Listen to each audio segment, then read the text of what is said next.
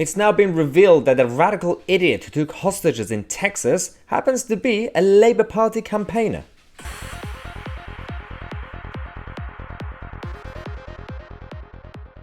Well, this is a bit surprising, I guess. Is it surprising? A lot of people have been reacting to this piece of news since yesterday. This is Malik Akram, who is from the UK and went to Texas, went to a synagogue, took hostages.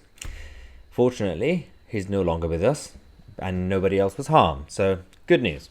But there's a lot of revelation in terms of his background and also in terms of the intelligence officers in the UK and also in America, but specifically in the UK, what they had on him, whether they were complacent again or whether he wasn't that obvious when it comes to the threat. But clearly, it was a bit, because there were some links and connections, but some stuff needs to be obviously clarified by the state. We will wait for more evidence, but in reality, it was a big city, right?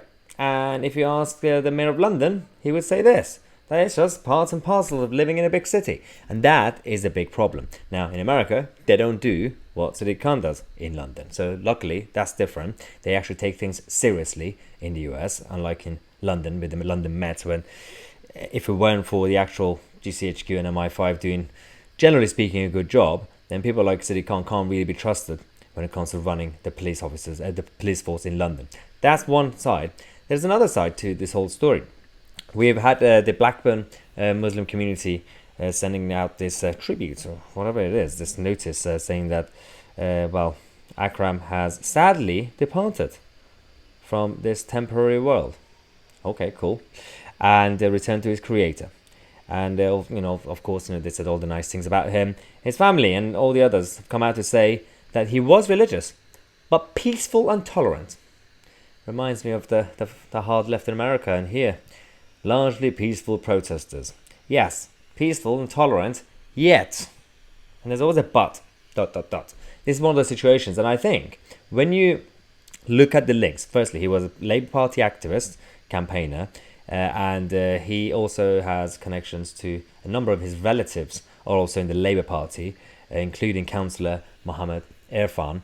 Now, whether when it comes to the Chinese agent infiltrating Westminster politics, whether it's the radicals from the Middle East and the other threats that we have, it is important to say that, of course, we try not to paint everybody with the same brush and, try to kind of stereotype every single person just because they look similar. No.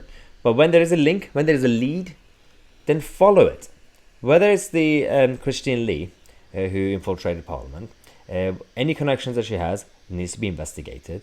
Whether it's this idiot, any connections needs to be investigated, and ignore the politically correct people. It doesn't really matter. A basic investigation needs to be done, because we can't just completely be complacent and leave everything alone and then find out one day that, he had another cousin that went somewhere else to find to get more hostages or whatever, or something worse, unfortunately.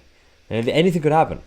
This is the time for us to finally have an honest conversation about the threat to this country, our culture, and generally speaking, national security. There's absolutely no discussion right now, because everything is about Westminster gossip. Everything is about Westminster bubble and all the nonsensical stuff that's been going on. There are bigger problems out there, and we need to talk about them. And we need to talk about how we can actually together make this society better and make Britain great again. We will see if anything will come up within the next few days, and I'll keep you guys posted. And the best thing you can do for now is to subscribe to the channel, click on the bell next to it, and don't forget to click on the thumbs up button to help us spread our video across this platform. I'm Tousi, and we are the media.